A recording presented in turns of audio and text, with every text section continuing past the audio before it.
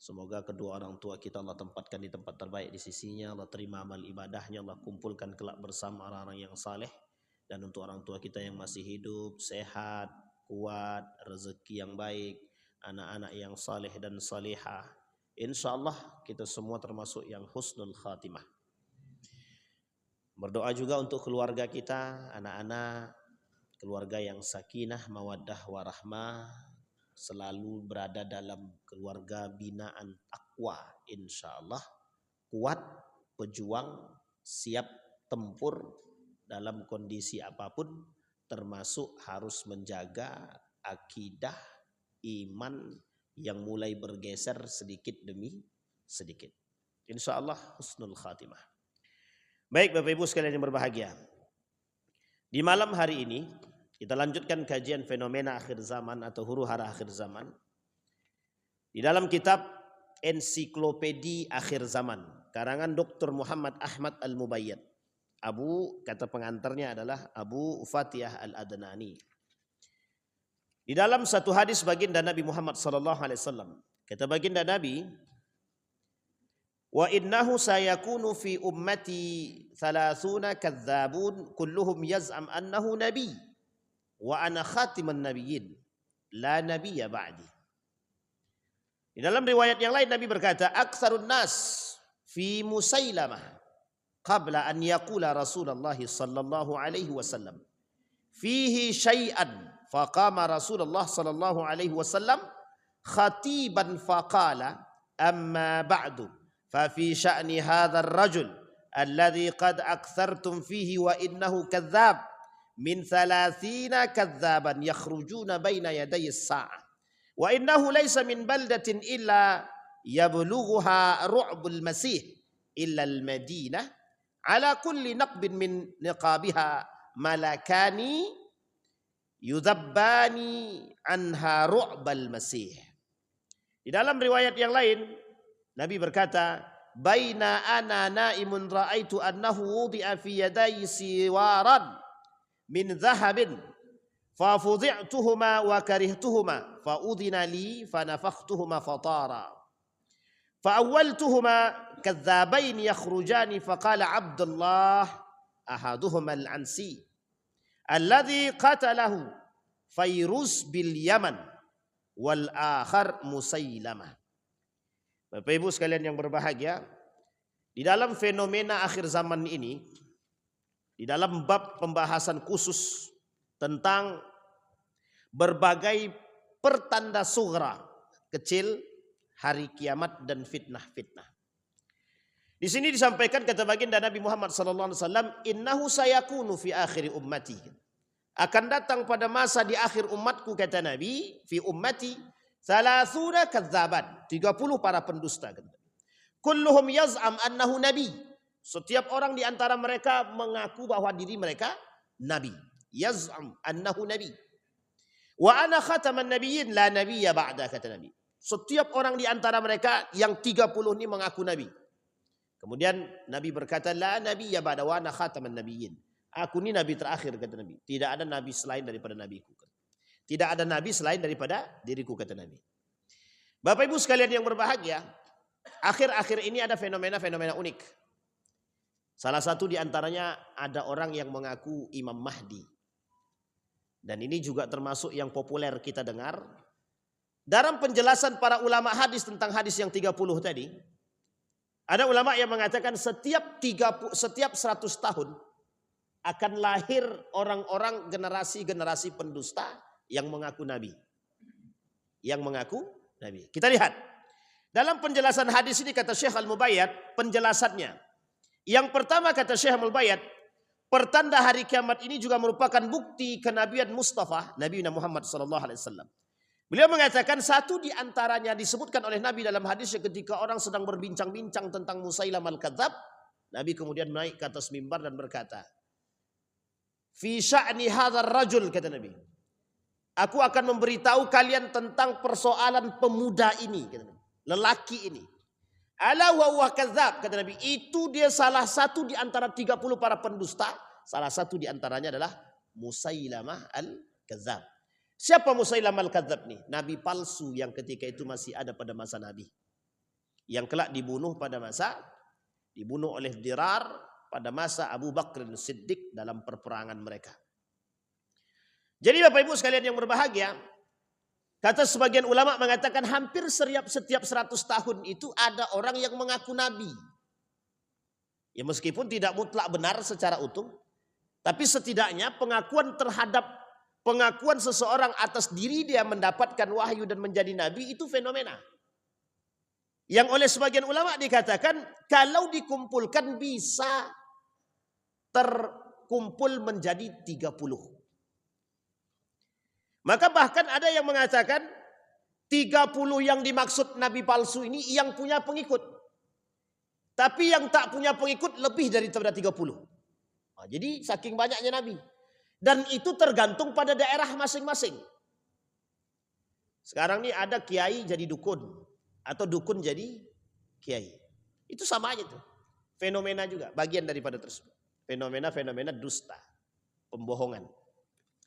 Baginda Nabi Muhammad SAW mengatakan dalam hadis tadi yang disampaikan oleh Nabi. Bahwa tidak hanya Musailamah al-Kadzab. Bahkan di Yaman itu. Dari kabilah Yamamah ada namanya Al-Aswad Al-Unsi dari Yaman. Yang mereka beliau juga mengaku sebagai seorang nabi. Kemudian ternyata fenomenanya ini munculnya nabi palsu terus berlanjut. Ada namanya Sajah dari Bani Tamim dan Tulaihah. Sajah dari Bani Tamim, begitu juga kemudian Tulaihah. Tulaihah dan Sajah ini nanti yang pertama kali diperangi oleh Abu Bakr Siddiq. Maka yang terakhir diperangi adalah Musailamah al-Kadzab dari nabi palsu tersebut. Uniknya lagi, nabi palsu Musailamah ini menikah dengan seorang wanita yang bernama Sajah tadi. Dia perempuan nih kalau Sajah nih. Jadi menikah dengan Musailamah. Jadi dua nabi palsu sekaligus. Jadi nabi palsu menikah dengan nabi palsu. Nabi palsu perempuan dan nabi palsu laki-laki. Sementara di dalam Islam itu nabi itu tak ada yang perempuan. Ada alasan kenapa nabi itu tidak perempuan? Ada. Karena berbeda karakter dan berbeda sikap antara wanita dengan laki-laki. Makanya nabi itu tak ada dari perempuan. Terus ada lagi pertanyaannya. Kalau seandainya nabi tidak ada dari perempuan, terus bagaimana untuk perempuan? Apakah mereka bisa masuk Islam tanpa ada nabi perempuan? Ya bisa saja. Buktinya kan jelas. Dan ini poin penting, Pak. Mengapa perempuan tidak dijadikan nabi oleh Allah? Karakter, Pak. Karakter. Karena karakter pemimpin itu Allah ciptakan pada laki-laki. Ar-rijalu qawwamuna 'alan nisa. Berarti kalau perempuannya pemimpinnya perempuan berarti menyalahi aturan. Ya tidak juga. Tidak juga. Banyak ikhtilaf para ulama tentang persoalan demikian. Hanya saja kata Nabi, kalau kepemimpinan perempuan itu kita harus bersiap. Bersiap dengan segala kondisi. Mereka memimpin dengan hati, bukan dengan ketegasan. Tapi siapa nama yang dari Sidoarjo itu? Surabaya? Siapa? Ibu siapa? Risma tegas, Ustaz. Ya, satu di antara sekian banyak lah. Bisa dipahami Bapak Ibu ya. Ini kembali kepada poin tadi. Kemudian di abad yang lalu ada namanya Mirza Ghulam Ahmad dari Qadian Pakistan yang mengaku sebagai nabi. Saya singgung sedikit sejarah, tapi jangan kemana-mana. Sejarah ini khusus untuk disampaikan dalam aspek sejarah saja, kacamatanya sejarah. Dulu Inggris pernah membuat 3 kelompok. Kelompok yang pertama namanya Ahmadiyah. Ahmadiyah ini munculnya di mana? Di mana munculnya? Ahmadiyah di India. Yang kedua Inggris membuat namanya Bahaiyah namanya. Bahaiyah munculnya di mana? Di Mesir. Kemudian ada yang ketiga namanya Wahhabiyah. Munculnya di Saudi Arabia. Mohon maaf ini sejarah. Boleh dibaca dalam kitabnya Seven Pillars of Wisdom. Ada buku judulnya Seven Pillars of Wisdom. Boleh cek. Saya tak bohong. Itu sejarahnya begitu. Kita tidak mengkaji tentang pemikiran. Kita mengkaji tentang fenomena yang muncul ketika itu. Apa maksud Ahmadiyah? Dusta. Apa maksud Bahaiyah? Kita lihat. Di Mesir itu ada yang disebut dengan gerakan namanya Bahaiyah, yang mereka anggap sebagai Bahaullah. Arti Bahaullah itu apa, Ustaz? Bahaullah itu artinya adalah kebanggaan Allah.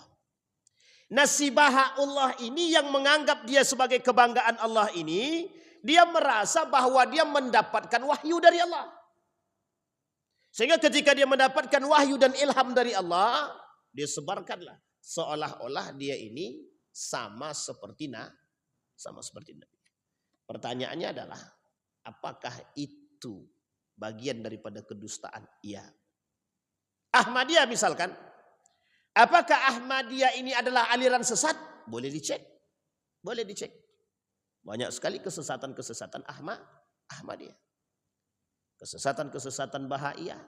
Dan begitu juga dengan yang satunya lagi, yang disebut dengan Wahhabiyah dalam kajian sejarah tersebut.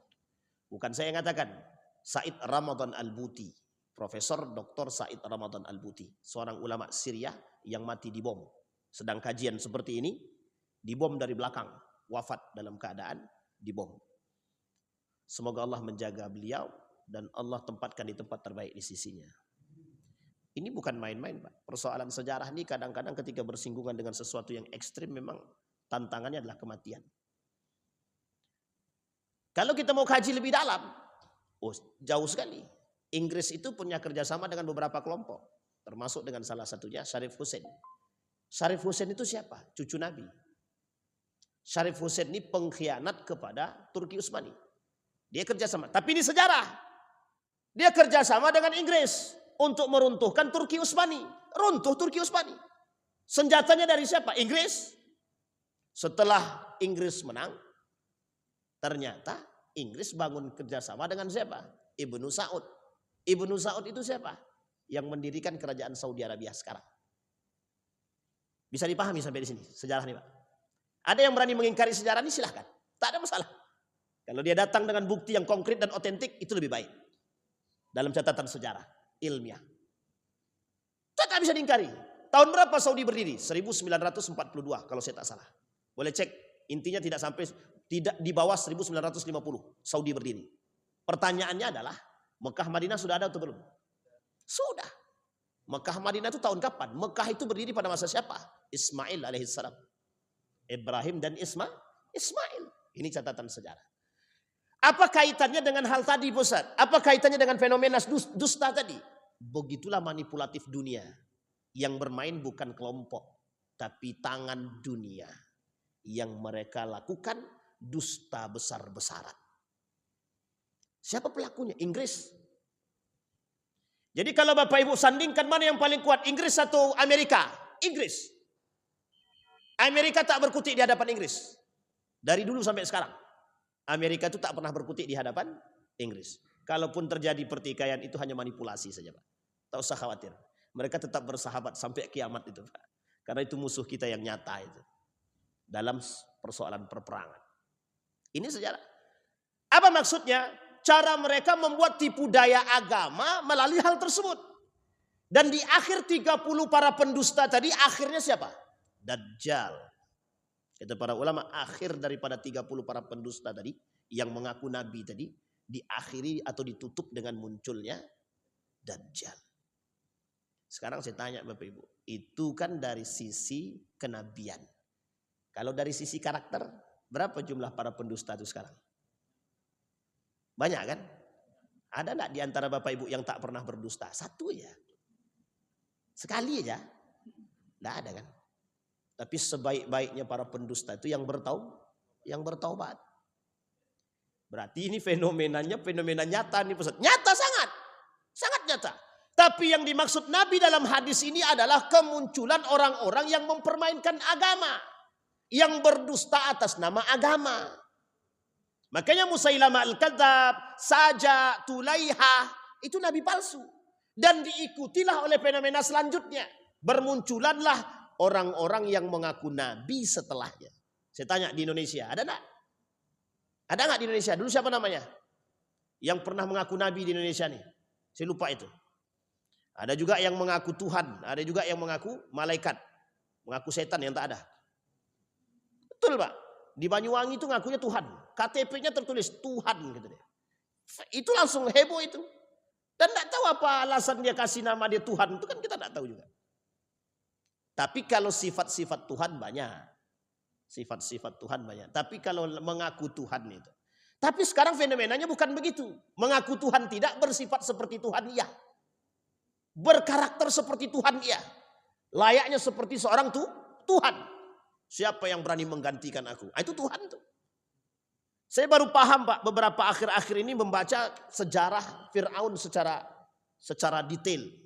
Akhir-akhir ini saya membaca sejarah Fir'aun secara detail.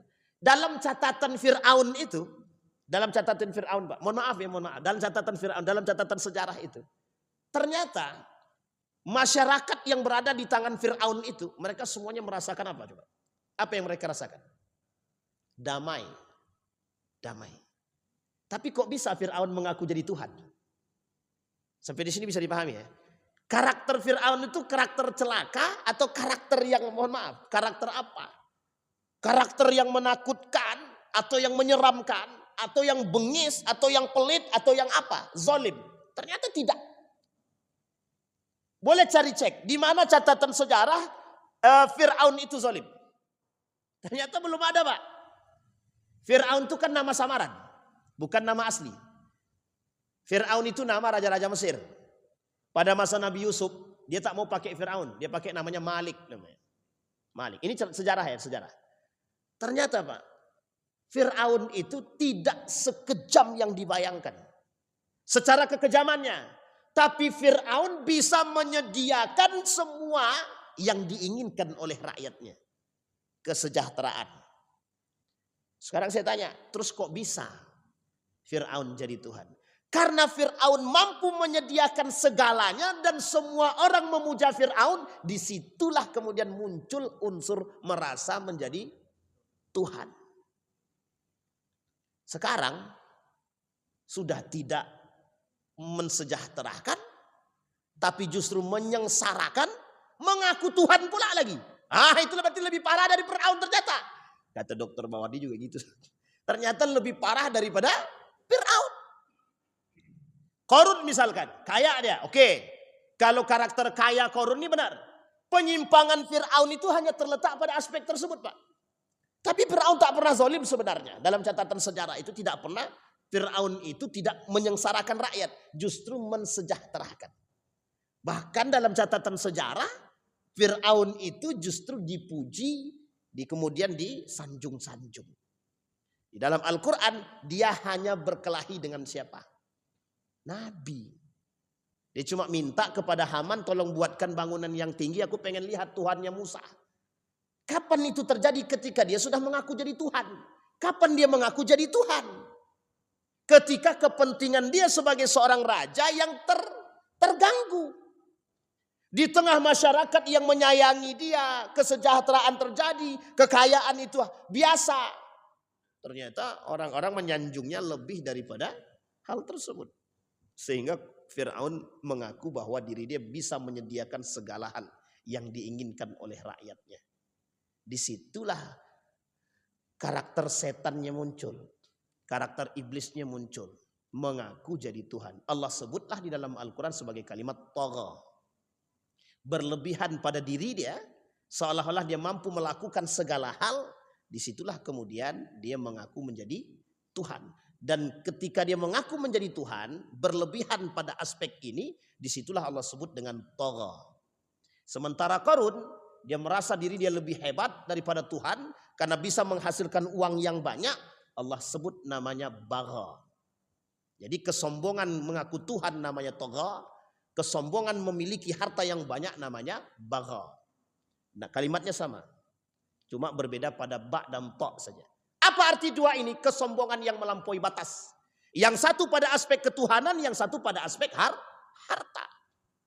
Nah, terus bagaimana dengan Fir'aun yang membunuh satu, yang satunya mati, yang satunya hidup?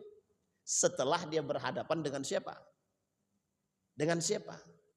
Dengan Nabi. Kalau tak berhadapan dengan Nabi, mungkin apa mungkin dia lakukan? Tidak. Karena ketika itu ada perintah. Apa perintahnya kepada Nabi ketika itu? agar Fir'aun ini menyembah Tuhan yang satu. Disinilah merasa terganggu. Dan bukan karena persoalan kezaliman ternyata. Jadi Bapak Ibu, ternyata manusia hari ini ternyata lebih zalim daripada Fir'aun. Fir'aun aja tidak zalim. Bisa mensejahterakan. Hanya karena mengaku Tuhan saja. Dan ternyata puncak persoalannya ada pada Tuhan itu tadi. Nah, kalau bahasa kasarnya, Tuhan kok disaingi. Itulah bahasa kasarnya. Bisa dipahami Bapak Ibu ya. Kembali kepada persoalan Musailamah al-Kadzab tadi. Sama. Persoalan Musailamah al-Kadzab adalah dusta. Fir'aun dusta. Qarun dusta. Haman dusta. Arsitek ternama pada saat itu namanya Haman. Manusia terkaya ketika itu adalah Qarun. Tapi dalam konteks ini mereka berlebihan dalam urusan hal tersebut. Sehingga menafikan keberadaan tuh manusia sekarang begitu. Manusia sekarang begitu. Manusia sekarang ini mengaku Tuhan tidak, tapi merasa seperti Tuhan iya. Seolah-olah apa yang dia buat itu semuanya adalah hasil jerih payah dia sendiri. Innama utituhu ala ilmin indi. Itu perkataan siapa? Perkataan Qarun. Qarun yang mengatakan begitu. Aku hasil jerih payahku semua.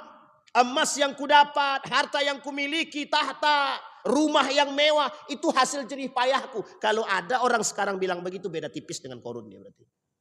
Hanya saja dia tidak sekaya Qarun. Bisa dipahami, Pak?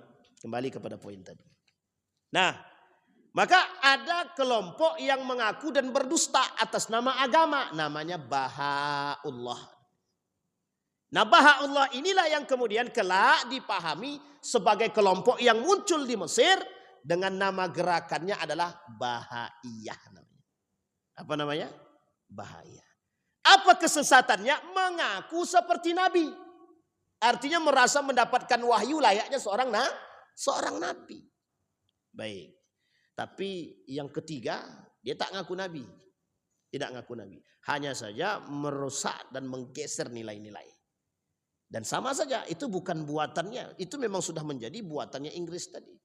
Nah, jadi mau salah siapa yang bohong, terserah. Yang jelas itu yang disampaikan oleh dalam kitab Seven Pillars of Wisdom. Dan ternyata tidak bisa diingkari dalam catatan sejarah. Kalau ada yang mau mengingkari silahkan. Tapi mohon maaf. Harus berani datang dengan bukti yang otentik dalam catatan sejarah. Pengkhianatan yang dilakukan oleh Syarif Hussein dan Inggris yang bekerja sama dengan Ibnu Saud, tak ada yang bisa mengingkari. Makanya mohon maaf. Kalau Bapak Ibu bertanya, apa alasan Mekah Madinah itu tidak dari keturunan Nabi hari ini? Itu dia sejarahnya, Pak. Bisa dipahami ya?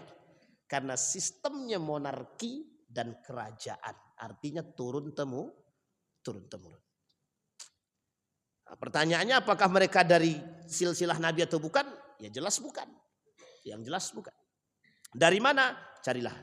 Kapan-kapan Bapak bisa cari. Nanti kelihatan juga itu. Baik. Kemudian Bapak Ibu sekalian yang berbahagia. Apa kata para ulama? Jika diperhatikan hadis-hadis tersebut, pembicaraan ini tertuju pada orang-orang yang mengaku Nabi dan memiliki pengikut. Sehingga oleh para ulama dikatakan 30 itu adalah nabi, orang-orang yang mengaku nabi dan memiliki pengikut. Sementara yang tidak memiliki pengikut lebih banyak lagi. Artinya orang yang berdusta atas nama nabi, berdusta atas nama Allah itu banyak. Dan fenomena ini sampai datangnya hari kiamat. Adakah fenomena yang lain yang hampir mirip? Ada, mengaku Imam Mahdi. Nah, ini fenomena juga, Pak. Sekarang bermunculan orang-orang yang mengaku sebagai sang pembebas, sang penyelamat. Namanya Al-Mahdiyina min ba'di, kata Nabi. Imam Mahdi setelah baginda Nabi Muhammad SAW. Kita uraikan sedikit. Imam Mahdi, kata Nabi, dari keturunanku. Min itrati. Dari keturunanku, kata Nabi.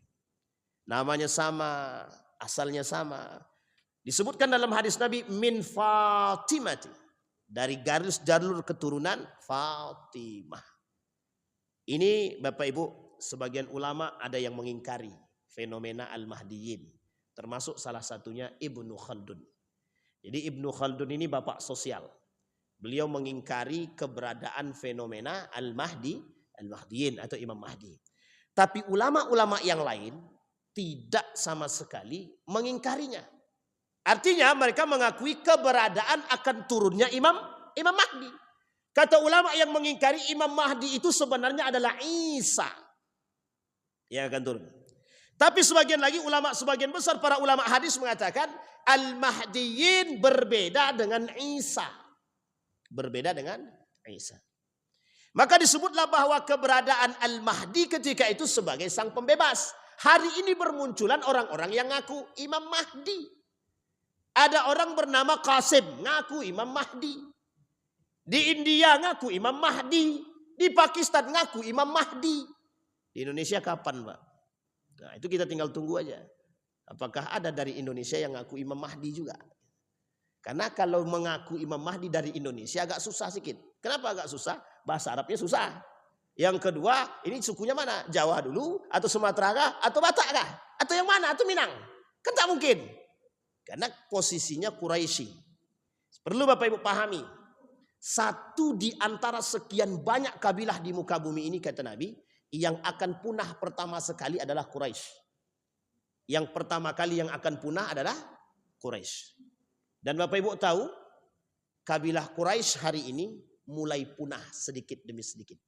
Terjadi penelitian meneliti tentang silsilah Quraisy.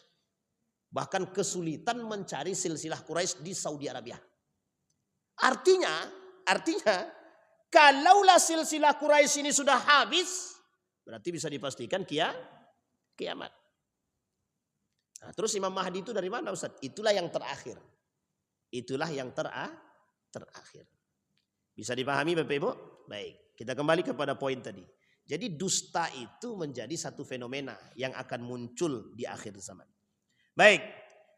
Kemudian dikatakan yakunu fi akhir zaman dajjaluna kadzabuna ya'tunakum minal ahadithi bima lam tasma'u antum wala aba'ukum fa iyyakum wa iyyahum la yudhillunakum wa la yuftinunakum.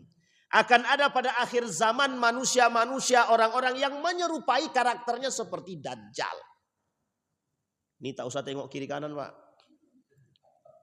Ibu ketawa pula. Iya benar, Pak. Saya mohon maaf betul. Kita kadang-kadang susah. Ini kalau hadis begini ini agak susah. Karena yang pelakunya banyak. Jadi yang tersinggung juga banyak gitu. Bapak Ibu tahu, saya cerita sedikit ya. Pernah saya sampaikan hadis ini, Pak, di hadapan mohon maaf. Di antara beberapa para pejabat. Itu mukanya merah-merah semua, Pak. Saya bilang di akhir tapi sambil bercanda. Yang tersinggung berarti pelaku, saya bilang. Yang tak tersinggung alhamdulillah tidak pelaku. Tertawa, Pak. Berarti alhamdulillah banyak tidak pelaku mungkin gitu kan. Na'udzubillah summa na'udzubillah. Aman ya Bapak Ibu ya? Itu yang ngomong Nabi, Dajjalun kata Nabi. Jadi karakter pendusta di akhir zaman itu manusia yang menyerupai Dajjal. Makanya pernah kita sampaikan di sini kalau saya tak salah. Dajjal itu dua. Satu Masihid Dajjal, Dajjal yang sebenarnya. Yang kedua menyerupai. Apa karakter Dajjal itu? Dusta. Jadi setiap pendusta dipanggil Dajjal, Ustaz. Ya jangan sampailah, Pak. Kalau itu kawan kita, saudara kita dusta, dia kayak abang nih kayak Dajjal aja. Suami dia pula dibilang Dajjal. Itu masalah tuh, Pak. Itu namanya membangun atau menyalakan api di dalam rumah tangga, Pak. Itu tak boleh, tak baik. Tak boleh. Cuma ada orang yang berkarakter Dajjal di sini yang dimaksud adalah saking dustanya. Saking parahnya dia Bapak Ibu, ada satu ancaman dari Allah dalam hadis Nabi tentang para pendusta ini. Yuktaba indallahi kadzab. Yuktaba indallahi kadzab. Jadi Bapak Ibu, kalau jangan biasakan kita berdusta. Karena kita ditulis di sisi Allah sebagai seorang pendusta. Nah ini yang menjadi masalah. Ketika ditengoknya, siapa kamu? Didik, Pak. Oh ini Didik. Ini yang kita masalah. Cuma ada dua yang di sisi Allah tadi. Satu pendusta, yang satu pelaku kebenaran ataupun jujur. Yuktaba indallahi siddiqan atau yuktaba indallahi kadzaban. Kadzab. Dajjaluna kadzabun. Baik. Dari Abu Hurairah, sayakunu fi akhir zaman atau fi akhir ummati unasun yuhadditsunakum ma lam tasma'u antum wala aba'ukum fa iyyakum wa iyyahum. Ini maksudnya apa? Kelak di akhir zaman kata Nabi, di akhir umatku banyak orang-orang yang munculkan agama-agama yang baru, mereka berdusta atas nama Allah. Contoh yang tadi kita sampaikan. Itu baru satu ya, Ahmadiyah, kemudian Bahaiyah, Wahabiyah, ada lagi dulu ada namanya kelompok apa? LDII. Tahu Bapak Ibu LDII itu? Kemudian ada lagi namanya kelompok kebatiniahan. Ini banyak Pak. Aliran-aliran sesat ini banyak. Di Indonesia ini banyak. Kalau dalam catatan Majelis Ulama Indonesia itu dari berita yang saya baca, lebih dari 1000 aliran sesat di Indonesia nih. Lebih dari 1000 aliran sesat. Dan ternyata yang paling berbahaya dari sekian banyak nih, ada aliran sesat pada masa dahulu, Utsman ibn Affan, Ali bin Abi Thalib itu. Kemudian sekarang ini muncul lagi. Namanya Murji'ah namanya. Dia tak bersifat Murji'ah, tapi teologi kesesatannya persis seperti Murji'ah. Kita ambil contoh ya, Murji'ah itu aliran sesat pada masa Ali bin Abi Thalib. Apa kesesatannya? Menganggap remeh dosa, meremehkan amal ibadah, memisahkan antara iman dengan amal. Sekarang kita lihat sekarang. Orang sekarang, ada enggak yang meremehkan dosa itu? Ada enggak? Sekarang saya tanya sama Bapak Ibu, banyak mana pelaku dosa? Mohon maaf. Jangan tersinggung ya. Banyak mana pelaku dosa atau pencari pahala? Bahkan orang yang berbuat dosa dia kata kami mencari pahala.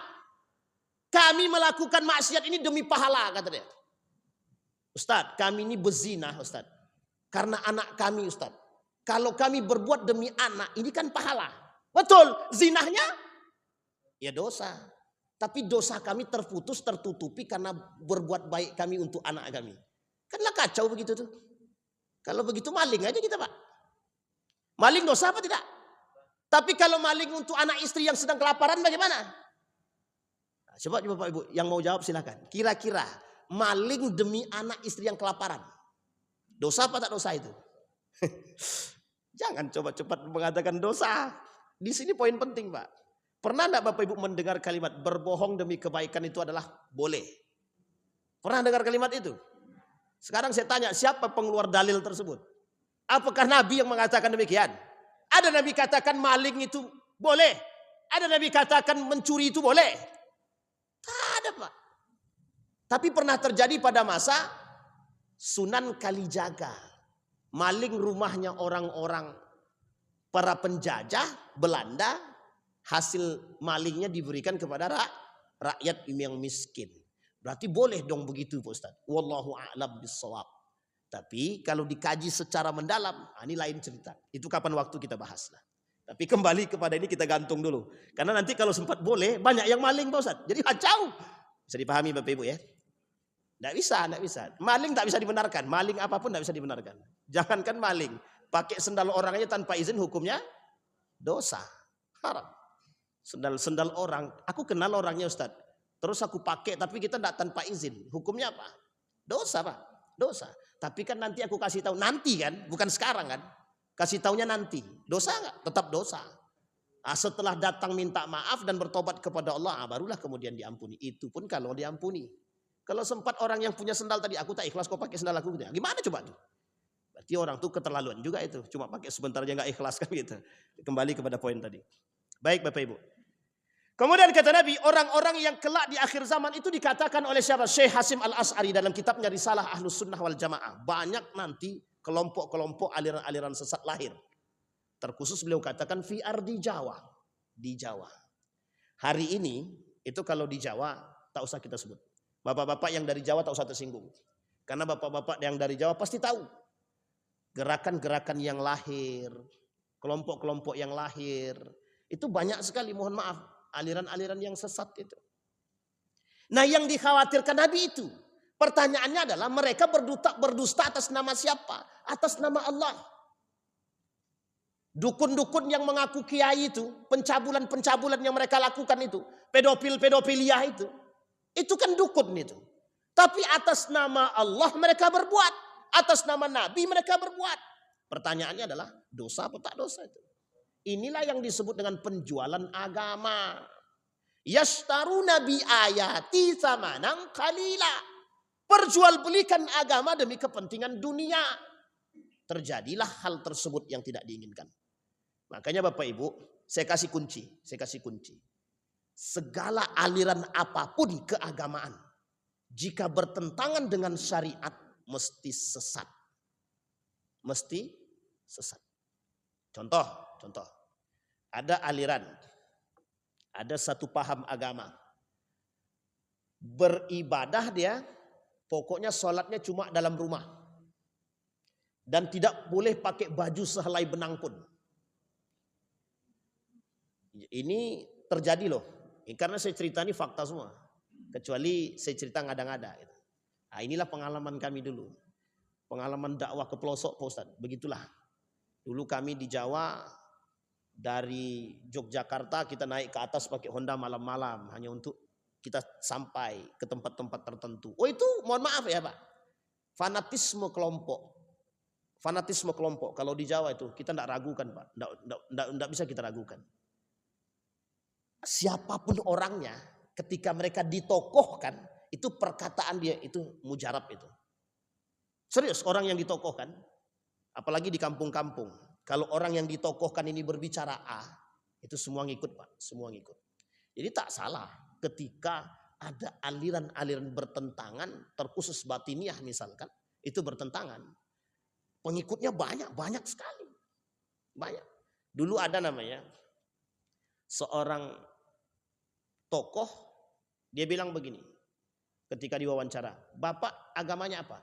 Aku yo Islam. Nah, ini bahasa dia ya, aku yo Islam. Bapak enggak sholat. Oh itu sholat itu urusan aku dengan Tuhanku. Wes aku iling-iling Tuhanku. Itu paham Bapak Ibu paham ya? Aku sudah ingat-ingat Tuhanku. Jadi bagi dia mengingat Tuhan itu sudah sholat. Kira-kira ini kacau enggak kalau dibawa ke Pekanbaru gini? Kalau sempat ada yang ngikutnya itu yang lebih kacau lagi betul itu. Bisa dipahami Bapak Ibu. Pertanyaannya adalah, apakah Nabi pernah mengatakan apa sebab itu terjadi? Ada. Nabi katakan, nanti munculnya orang-orang yang safih, yang bodoh, yang mempelajarinya. Jadi pengikut-pengikut mereka, mohon maaf, pengikut-pengikut seperti ini dianggap orang-orang yang safih, sufaha, orang-orang yang bodoh, orang-orang yang tidak memiliki ilmu.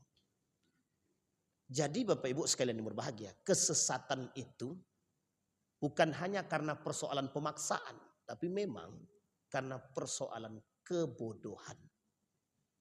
Bukan hanya persoalan fanatisme saja, tapi memang persoalannya kebodohan. Pertanyaannya lagi adalah, ada orang yang dibodoh-bodohi, lebih parah mana? Yang bodoh atau yang dibodoh-bodohi? Ya sama aja Pak, sama aja. Pertanyaannya begitu. Pertanyaan kita muncul, mengapa ada orang yang bisa memunculkan aliran-aliran yang sesat kok banyak pengikutnya? Yang salah siapa? Yang pengikutnya atau yang mohon maaf, yang memiliki aliran tersebut? Dua-duanya salah.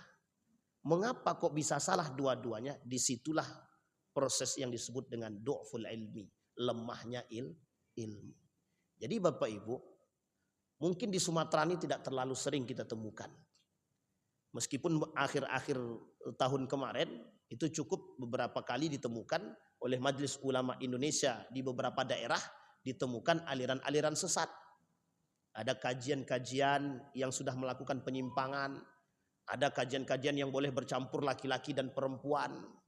Dan ini sudah ketika sesuatu yang bertolak belakang dari syariat bisa dipastikan sesat. Misal saya bilang begini. Apa hukumnya bercampur laki-laki dan perempuan dalam kajian? Dia bilang boleh saja. Itu sesat berarti itu. Sesat itu pasti. Apa hukumnya cipika-cipiki laki-laki dan perempuan? Boleh saja. Berarti sesat itu alirannya itu. Bisa dipahami Bapak Ibu ya?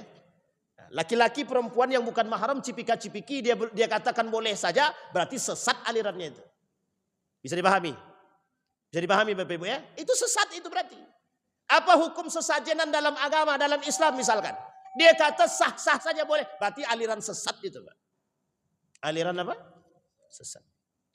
Sampai di sini bisa dipahami Bapak Ibu. Jadi banyak sekali orang-orang yang hari ini berdusta atas nama Allah. Maka kata Nabi, ada solusi dari Nabi. Ada, Nabi kasih solusi. Di akhir zaman itu kata Nabi, umat muslimnya wajib cerdas. Wajib. Bahkan Nabi katakan, ilmu di akhir zaman itu, orang-orang berilmu di akhir zaman wajib menampakkan diri. Biar orang tahu. Kalau tidak, manipulatif dunia nih kayak gini nih. Dajjal-dajjal yang baru nih kayak gini. Bukan abang-abang nih yang dajjal ya, tapi teknologinya nih. Sekarang lahir Pak, orang-orang yang mohon maaf, tak layak berbicara agama tapi berbicara. Nah, kita kasih contoh ya, nama yang paling sering kita dengar ya itu aja orangnya. Abu Janda, kemudian Adi Armando, ada lagi Kamelia, banyak Pak. Orang-orang begini ini kan yang perusak-perusak agama, perusak-perusak agama. Maka kalau kita katakan nifaknya terlalu tinggi, itu sudah saatnya Pak. Memang mereka itu golongan-golongan munafik. Jangan dibela. Itu kalau yang membela berarti sama-sama nifaknya Pak, sama-sama munafiknya. Bisa dipahami Bapak Ibu ya. Jadi yang begini-begini masalah kita sekarang. Nah yang begini kata Nabi solusinya satu. Umat muslim wajib cerdas. Wajib. Ibu-ibu siap cerdas apa tidak? Siap tak siap Bu? Harus siap. Terkhusus bagi bapak-bapak. Wajib cerdas. Yang kedua, solusi dari baginda Nabi Muhammad SAW. Kata baginda Nabi, jangan pernah jadikan Al-Quran sebagai pejengan. Al-Quran itu bukan pejengan. Al-Quran itu pegangan. Bukan cuma dipegang aja. Pegangan yang dimaksud adalah tanamkan Al-Quran itu di sini. Maksudnya apa? Islamic worldview. Cara pandang kita nih harus Islami. Dasar Islaminya apa? Al-Quran dan Sunnah. Nabi kata jahiliyah itu orang-orang yang kata para ulama jahiliyah itu orang kafir Quraisy pada masanya. Orang-orang Yahudi dan Nasrani pada masanya. Mereka jahiliyah. Tak mau atau lemah dari sisi, bodoh dari sisi agama. Sementara ada kalimat lain selain daripada jahil. Apa kalimat lain daripada jahil? Namanya sufaha. Diterjemahkan oleh ulama-ulama hadis. Arti sufaha itu apa? Orang-orang yang bodoh dari istilah sunnah Nabi. Jadi Bapak Ibu, kalau kita gabungkan dua kalimat ini, kita tak boleh bodoh dari sisi agama, begitu juga dari sisi sunnah baginda Nabi Muhammad SAW. Sehingga ketika kebodohan atau kejahiliahan ini, kan dampaknya jelas. Apa dampak daripada kejahiliahan tersebut? Itu tadi. Apa dampak daripada kebodohan tadi? Itu tadi.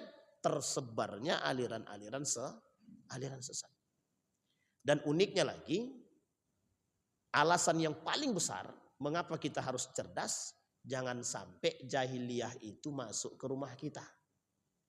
Jangan sampai jahiliyah itu masuk ke rumah. Apa salah satu contohnya? Salah satu contohnya adalah tidak percaya kepada Allah.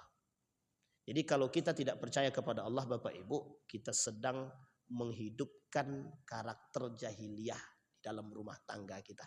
Terkhusus bagi para suami, ingatkan anak dan istri. Kekuatan tertinggi itu cuma satu, Allah, tak ada yang lain. Jadi ajarkan akidah dalam rumah, jangan ajarkan akal ketinggian.